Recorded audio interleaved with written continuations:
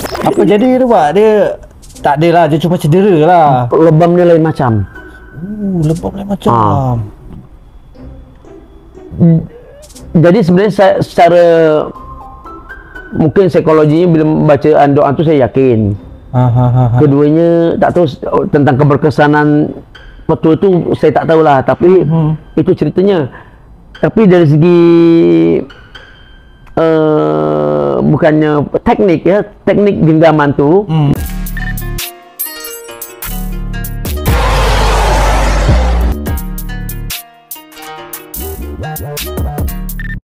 saya ingat awak cakap awak apa? Merantau tu Sabah tu dah pusing habis hampir. Okay Wak, kita mula Wak. Okey. Assalamualaikum warahmatullahi wabarakatuh. Okey, hari ni alhamdulillah dapat seorang lagi. Ini yang sangat-sangat lama mencari ni. Akhirnya dapat. Inilah dia, Wadi Rozaidi Abdul Rahman. Kalau mungkin generasi baru tak tahu kan, ataupun yang mana tahu, mungkin kita boleh cakap ini adalah seorang juara dunia pada pertandingan silat olahraga dunia di Belanda tahun 1990. Menewaskan 24 buah negara Wak. Ya, waktu itu 24 buah negara. Banyak tu. Yalah, tapi yang lawan kelas-kelas tu dia tapisan. Maksudnya ada dua gelanggang kan? Dua gelanggang, gelanggang A, gelanggang B. Ini kena grup A ni habiskan dia punya. Grup B habiskan dia punya. Jadi final gelanggang A, gelanggang B bertemu. Macam itulah. Jadi bukannya semua 24 tu sorak satu-satu lawan dengan saya sebanyak 24 pertandingan. Tidak. Maksudnya dia ada grup-grupnya. Siapa yang terkuat akhirnya bertemu di final. Grup A yang terkuat bertemu grup B yang terkuat. Okey, tu nanti saya nak tanya kat tu Wak. Okey, sebelum tu, ni mungkin ramai tak tahu lah Wak, sebab Wak ni macam misteri sikit.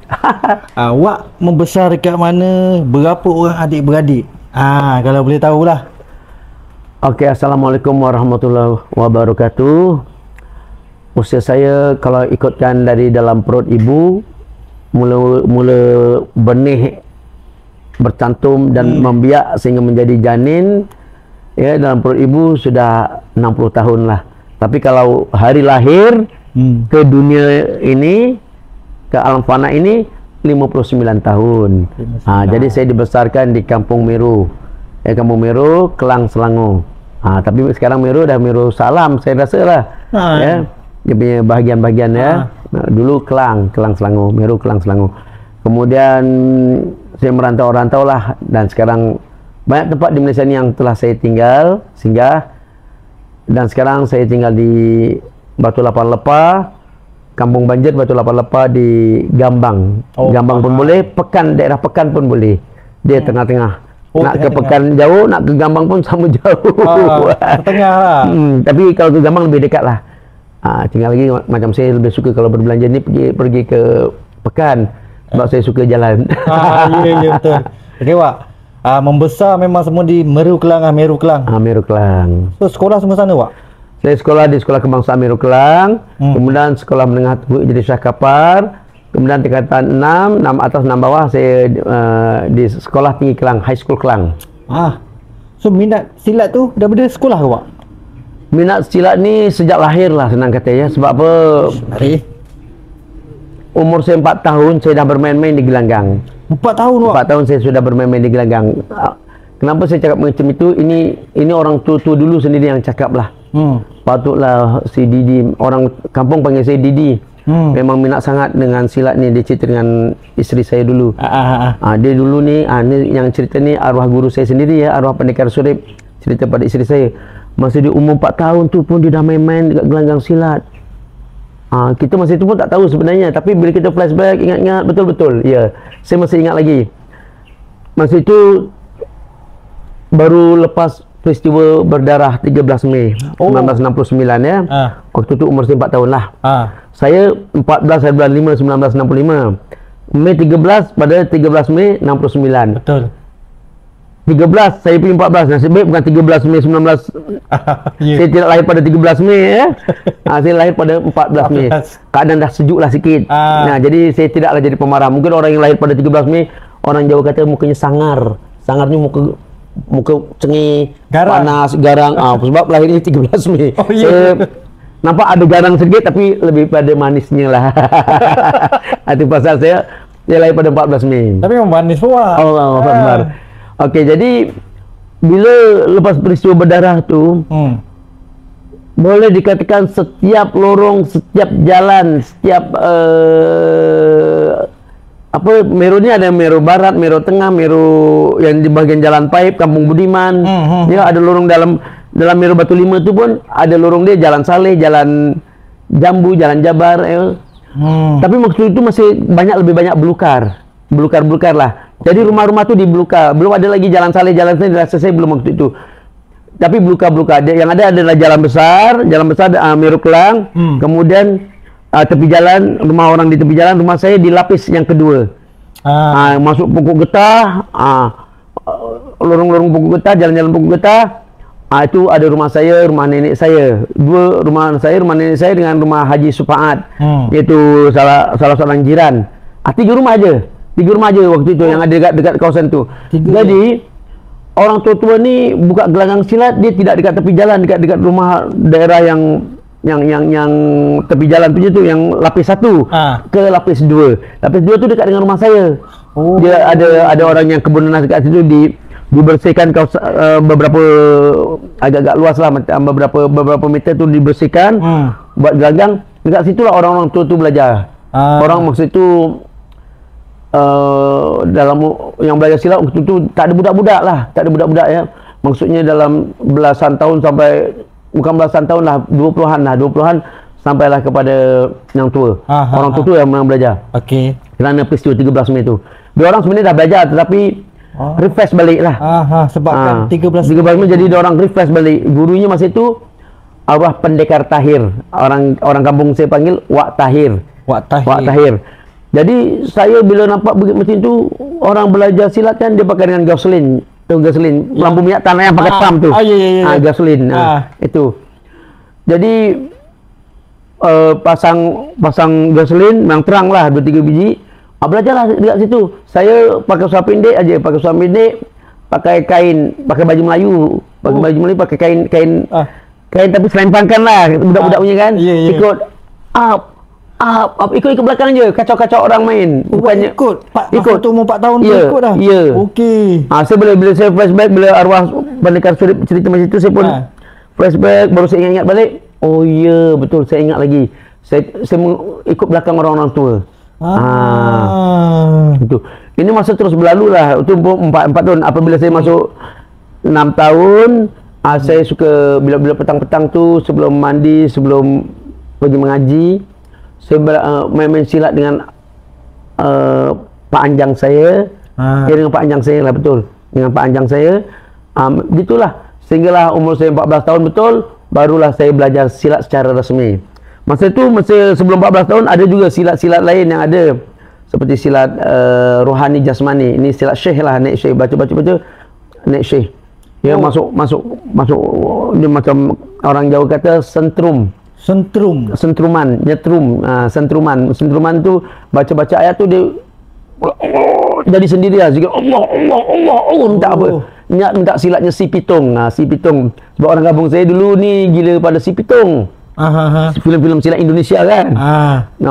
Jadi cantik dia belaga dia sama sendiri. Saya cuba belajar silat itu. Tapi orang tua saya tak benarkan. Tak benarkan sebabnya dia nak saya khatam Quran dulu. Okey. Jadi masa sila berganti, silat sentrum tu pun dah tak ada. Silat-silat lain yang zahir-zahir ni lah yang banyaknya. Macam silat cemandi. Di kampung saya tu rata-rata silat cemandi lah. Ya. Semua silat cemandi waktu itu. Jadi bila umur 14 tahun ada kelas gelanggang baru nak dibuka. Terus saya join. Terus join? Terus join silat tu. Umur 16 tahun? 16 tahun. Tingkatan 2 kan? Ya. 14 tahun, tingkatan 2, tingkatan 4. Betul, tingkatan 4. 15, tingkatan 13, tingkatan 1. Betul. 14, tingkatan 2. Tingkatan 2. 14 tahun, tingkatan 2. Okey. Tingkatan 2 tu baru saya belajar silat secara rasminya. Tapi sebelum tu saya belajar main-main saja dengan pakcik, arwah pakcik. Termasuk jampi-jampinya semua saya belajar. Ada jampi? Ada. Jampi dan petua. tepuk tangan, nak bertumbuk tepuk tanah, genggam rumput ataupun apa saja yang ada kat situ genggam. Adalah kata-kata dia, jampinya tu ada, doanya tu ada. Okey. Itu pun masa kecil tu dah hanya belajar-belajar macam itu pun dah jadi kaki gaduh dah. Wak. Itu mau tadi Wak cakap apa? 6 tahun kan? Belajar dengan Pak Anjang. Umur 6 tahun dengan Pak Anjang dah main-main jadi dia. ini kaki Sampai gaduh 14 tahun pun dah jadi kaki gaduh dah. Tapi asyik kalah aja saya. Ya ke Wak? Gaduh lah Wak. Yang saya lawan orang-orang tua yang dah belasan tahun yang dah belajar silat. Wak gaduh dengan orang besar. Kalah, lebam-lebam biji mata. Menangis. Okey. Cuma arwah abah saya ni orang yang bagus lah. Dia protect betul anaknya. Ya. Kemudian bila dah belajar 14 tahun tu, kaki gaduh tu teruskan juga minat tu. Jadi kaki gaduh tu memang diteruskan. Ya. Okey. Sejak tu gaduh tak pernah kalah. Oh, sejak yang daftar betul-betul ni, rasmi. Gaduh tak pernah kalah. Kalau tidak, kalah saja. Tapi gaduh tetap gaduh, tapi kalah selalu. Sebab yang saya lawan tak ada sebaya. Saya lawan yang besar-besar. Dan saya ni dulu kurus.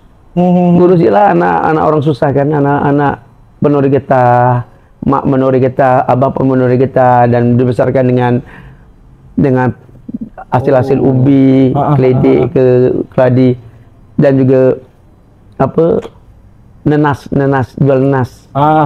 Itu saya kuat dulu masa kecil. Namun macam itu saya kuat dulu, kuat pikul nenas. Masa kecil tu pun dah kerja dah. Dah kerja dah, kuat pikul nenas. Jadi tapi hobi gaduh tu tetap suka bertumbuk. Kenapa Wak? Sebab rasa macam superior ke ataupun satu jenis saya ni tak boleh mengalah. Okey. Kalau orang lebih sikit tu saya nak gini nak tahu. Try lah. Faham. Degil jenis, kalau saya tu rasa kena bully tu macam saya lembik, saya penakut, jadi tak boleh saya kena lawan. Sebenarnya saya bertumbuk tu kerana nak melawan ketakutan saya. Nak melawan inferiority complex yang ada dalam diri saya tu. Okey. Makanya saya nak bertumbuk. Kalah menang tu lain cerita. Memang biasanya kalah aja kalau sebelum belajar silat tu. Kalah saja. Tapi terus melawan Terus lawan. Tak serik. Pernah kena tumbuk dekat muka, lebam-lebam biji mata tu. Lebam. Yalah, lawan dengan orang ada silat kan. Ya, tak ada silat pun dia lebih dewasa. Dulu tak ada silat pun dia orang tengok ni boxing. Dulu boxing Muhammad Ali ataupun asal boxing heavyweight saja. Dekat sekolah-sekolah akan tayang TV kan. TV semua tengok kan. Jadi orang-orang dewasa ni dah tahu macam mana nak box, macam nak tumbuk ya. Ya. Tak ada pun dia dah belajar silat sentruman dulu. Itu musuh-musuh saya lah tu dulu. Musuh. Ramai kawan-kawan saya sekarang yang pukul saya dah meninggal. Yang pukul saya meninggal. Tak ada. Masa kanak-kanak dulu je lah kita bertumbuk lah. Tapi sebenarnya tak lama kawan balik, itu saja. Lelaki kan? Tak lama kawan balik, tak adalah sampai berpanjangan sampai ketua, tak ada. Ya. Cuma kita tahulah di sebalik itu pun, tapi kita tahu kita kenal lah hati budi kawan kita. Ya, hati budi kawan kita. Jadi sehinggalah umur 14 tahun saya belajar, sejak tu tak pernah kalah. Itu Wak bergaduh juga tu dengan orang-orang luar apa semua ni? Ya. Orang besar juga? Ya. Tapi menang ada menang, ada yang tak jadi gaduh. Apa taknya saya tunjukkan kekuatan saya, orang dah tak nak gaduh.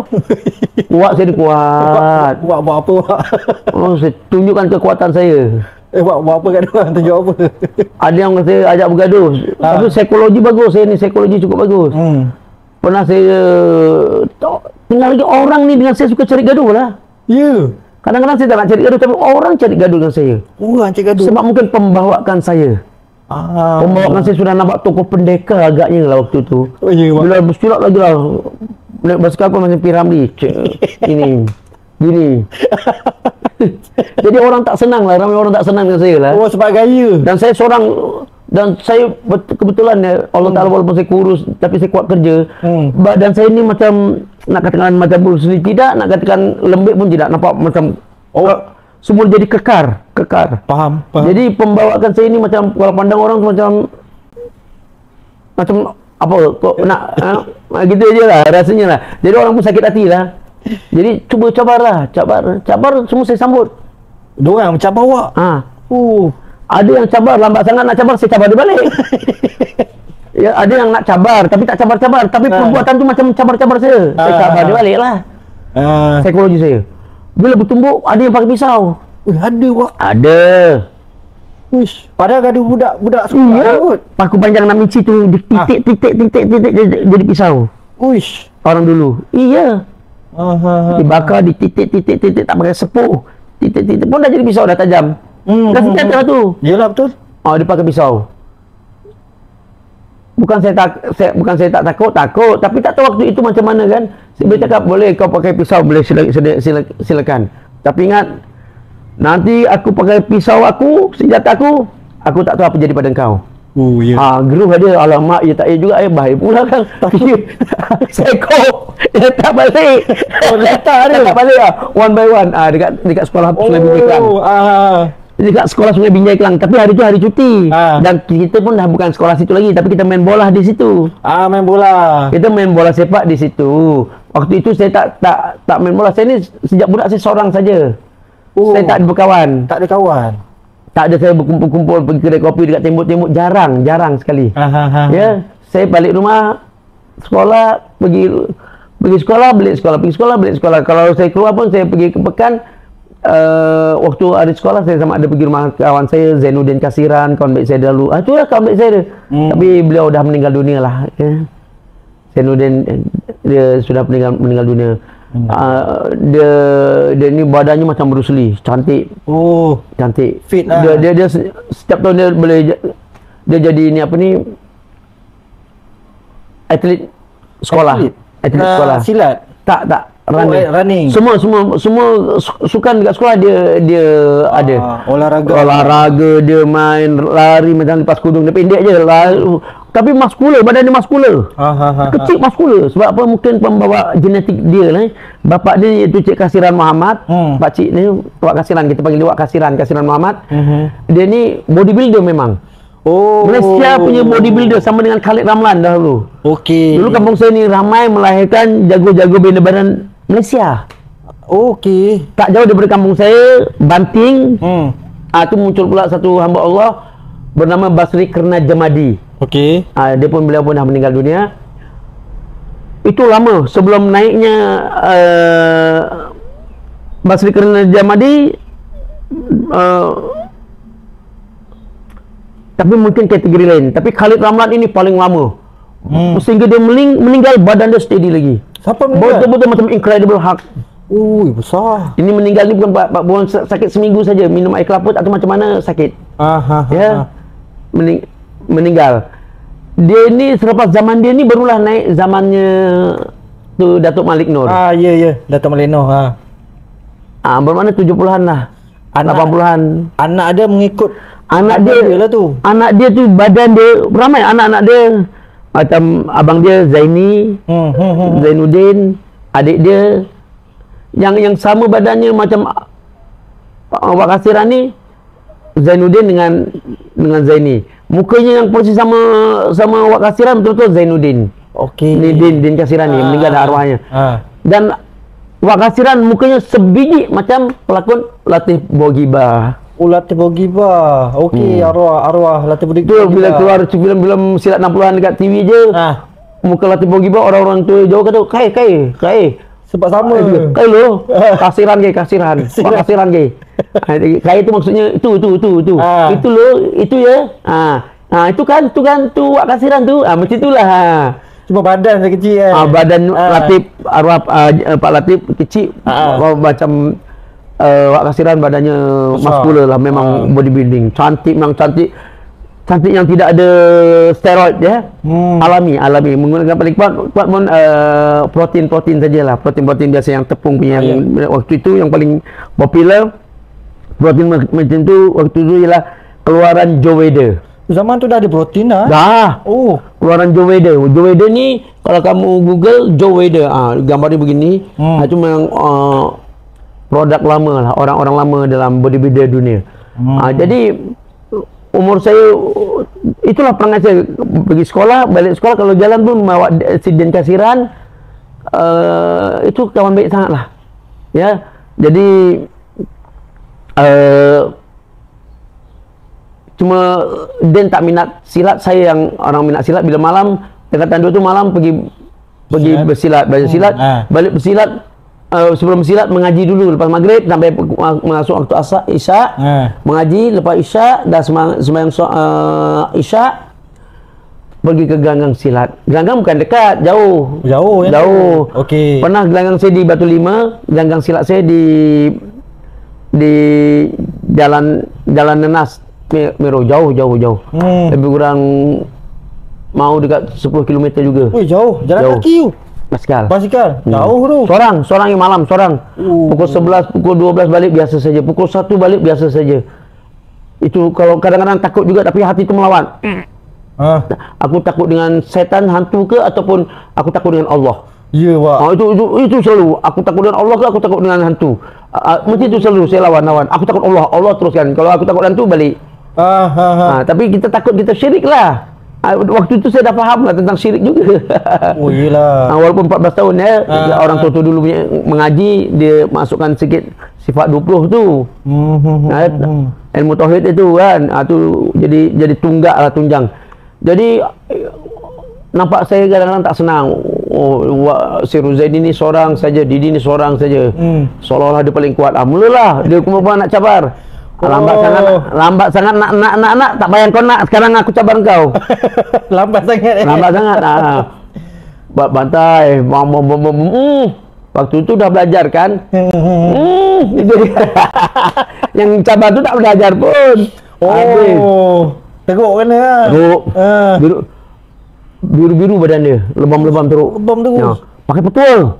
Okey. Saya belajar petul dengan arwah Pak Uda saya. Bukan Pak Anjang tadi ke? Bukan, Pak Anjang bagi belajar silat, Pak Uda tak ada silat, dia petul. Okey. Jadi kalau apa-apa di tepuk tanah, ini doanya. Dah ambil plap, kalau ada rumput lah genggam.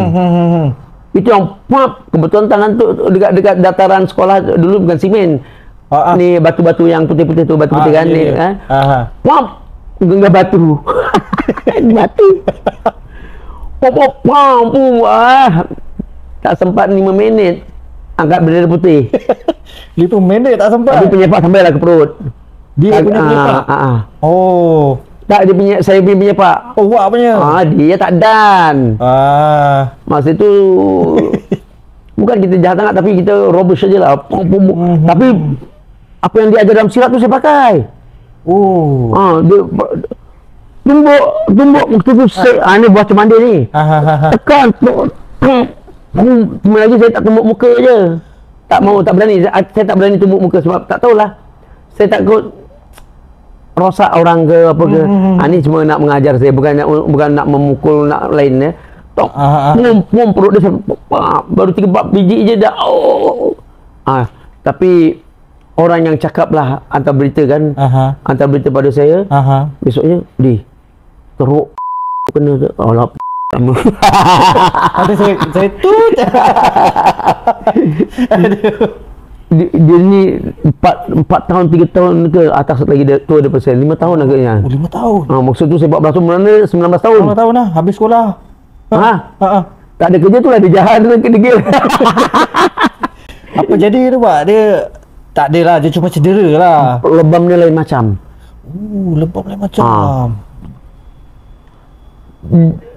Jadi sebenarnya saya, secara mungkin psikologinya bila bacaan doa tu saya yakin. Keduanya tak tahu tentang keberkesanan petul tu saya tak tahulah, tapi itu ceritanya. Tapi dari segi bukannya teknik ya, teknik genggaman tu, genggaman menembuk, apabila ambil apa yang ada kat bawah tu, kita genggam apa, bila ada barang yang kita genggam tu, penembuk kita lagi kemas. Sebab ada penuh kan. Okey. Lagi kemas. Itulah saya rasa bila dah tua-tua ni, apa selalulah balasa si pulan ni. Sikit yang aku belasah, tapi lain macam pula kesannya. Fikir. Saya ambil balik batu. Mungkin ataupun saya pernah cek ambil siling. Agaknya bila digenggam ni penembak aku lagi kemas agaknya. Jadi padat. Jadi padat. Itu ini petua. Itu namanya petua. Tak diajar dalam gelanggang. Tak tahu ni arwah pak cik saya lah bagi tahu. Walaupun hanya sekeping selai rumput. Oh, itu pun boleh jadi padat Yalah. Oh. Ada benda yang kita genggam. Okey. Walaupun hanya selai rumput, selai daun. Korang tengok ni jangan pula korang pergi ambil apa-apa pergi balon orang pula. Ini untuk kecemasan boleh pakai awak. Ini kecemasan dulu dah dicabar. Kita anak jantan waktu itu kan. Ya. Nah, kita tak berkokok, orang berkokok. Lambat sangat berkokoknya, kita berkokok terus lah. Itulah dulu ya. Sekarang tak ada lah. Sekarang anak saya pun dah berapa ramai, cucu saya pun dah belas-belasan orang. Oh. Itulah. Anak wak dia ada yang ikut wak dia tak? Perangai, lepas minat betul dengan silat. Anak saya 3 orang yang betul-betul minat. 3 orang 3 orang minat ya. Itu Muhammad Syahid, Alung, Muhammad Syaif, dia sekarang pun tentera. Oh, tentera. Ya. Dia pernah selalu mewakili angkatan tentera. Muhammad Syahid selalu mewakili Selangor. Dan yang sekarang yang sedang terus aktif yang ketiga itu Muhammad Ali Syafi'i. Muhammad Ali Syafi'i ini masih belajar lagi lah di Universiti Sultan Azlan Shah di Kuala Kangsar. Oh, Tepega. Dia yang selalu jadi belajar dan juga belajar silat dan juga jadi wasit juri lah. Dia cenderung kepada wasit juri. Oh, juri. Dia tak nak berlawan. Bila abang-abangnya kata, lawan lah. Tak nak. Alung lah lawan. Tak nak. Dia suka seni. Yang lagi saya pesan kalau seni jangan seni sampai bersolek-solek muka semua. Solek-solek tu kan seni sekarang, seni yang apa, solo ke apa, solo kreatif, solek cantik-cantik. Kita nak melahirkan generasi yang fighter. Betul. Bukan generasi yang bioseksual. Faham. Bisexual ke apa tak tahu. Bersolek-solek kan, tak mau. Yalah, betul. Sekarang banyak kalau pertandingan tadi pun yang di Subang pun orang protes pun, penonton peminat silat, orang-orang tu silat pun kenapa nak bersolek-solek bagai macam tu. Kita nak latih orang jadi fighter. Bukan suruh bertumbuk, tak ada, tapi beranilah, pemberani. Orang Melayu kita ni pemberani. Tapi kenapa dilatih gitu? Dah jadi macam wayang Cina. Itu guru-guru silat punya teguran lah. Dia mau lebih kepada naturalistik saja. Tak perlu bersolek itu. Betul. Dan pastikanlah benda yang dipamerkan itu ada makna. Maksudnya bukan bunga lambai-melambai gitu dalam keadaan sebenar tak jadi apa. Ya, tidak ada maksudnya lah, cuma kata kalau bersilat mesti begini-begini, tak ada. Jangan itu. Biar setiap pergerakan itu ada maknanya, walaupun hanya letakkan tangan begini saja, tapi kita tahu apa tujuannya kita begini. Sama ada nak bertahan, mengumpan, ataupun kita psycho orang, ataupun kita nak menyerang. Mesti tahu, kerana seorang pesilat atau seorang pendekar itu tidak melakukan satu-satu gerakan yang membazir, yang tidak ada makna. Walaupun hanya keindahnya gini, tak jadi. Kenapa kamu begitu? Apa alasan kamu buat begitu?